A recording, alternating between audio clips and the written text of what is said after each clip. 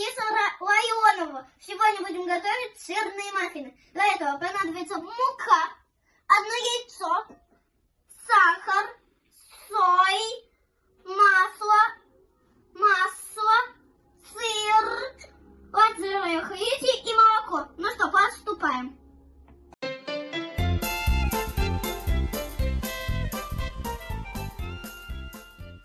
Мы с вами высыпали в мышку сахар, соль, лазерные хлебцы и муку.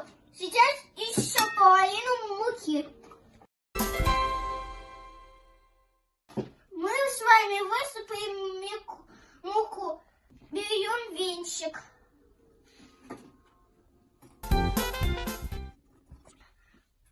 Мы с вами уже все перемешаем. Берем терку и сыр.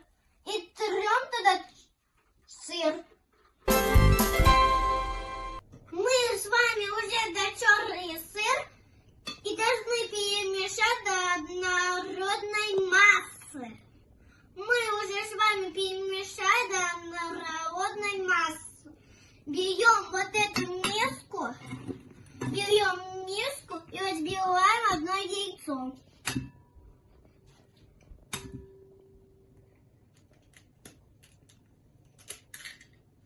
Мы с вами уже разбили яйцо, берем молоко, берем прямо в миску.